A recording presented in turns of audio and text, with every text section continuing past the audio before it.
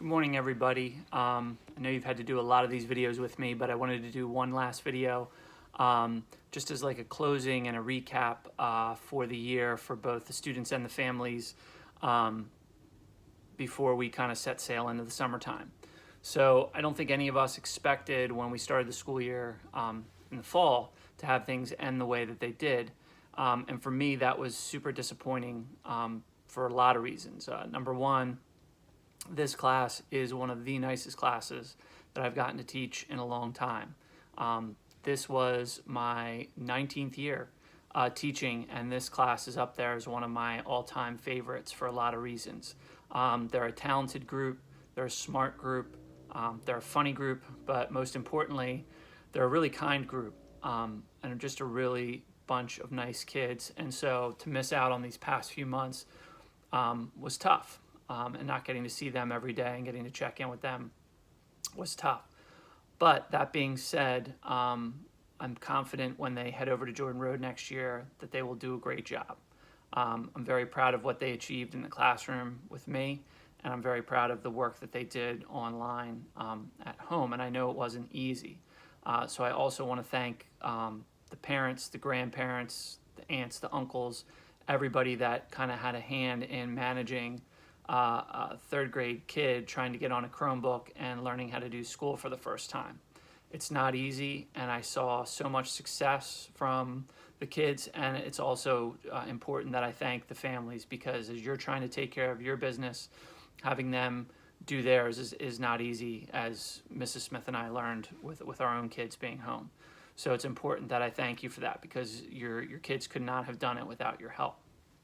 Now that we're getting into summertime, it's important that you kind of disconnect a little bit and kind of get into those hobbies and activities that you love. That's kind of what summer's about: getting outside, experiencing nature, getting to the beach, getting out for walks, riding bikes, that kind of thing.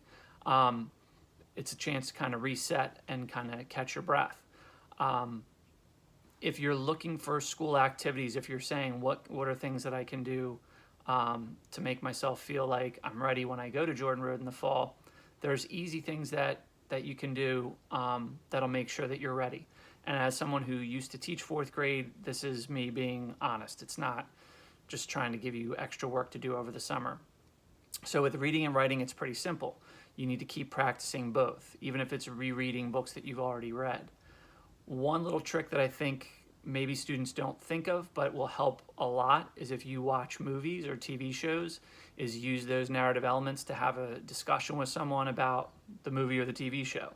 Talk about the characters. Did you like them? Did you not like them? Why? Talk about the setting. Did you like it? Did you not like it? Why?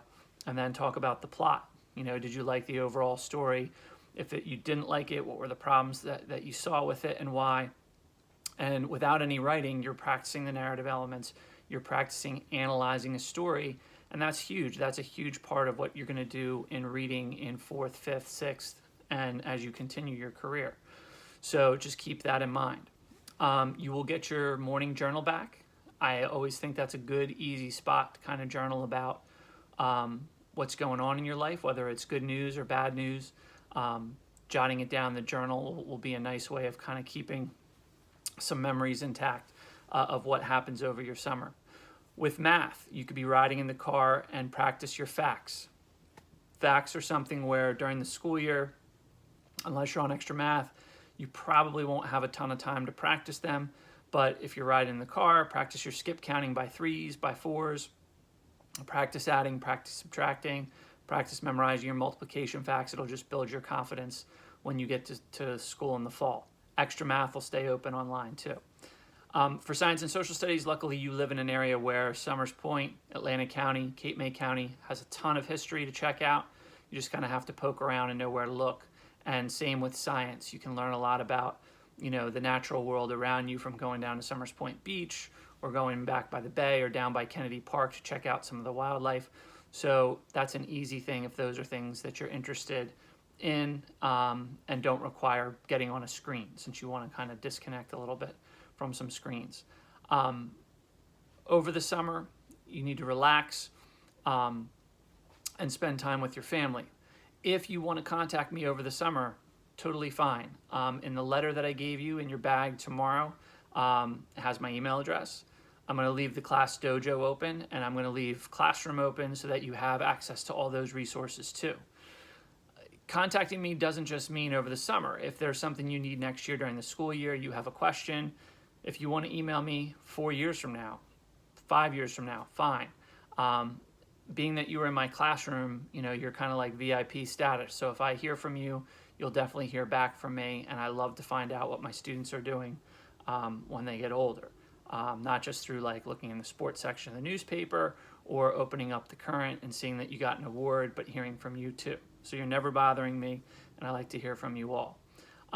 So that being said, like I said, I'm very disappointed that we missed out on the past few months. But I am very, very excited to see what this group does in the coming years, because I know they're destined for big things.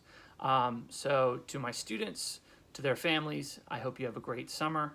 I hope to see you tomorrow during the drop-off. And if not, one way or the other, we'll stay in touch. And that's it.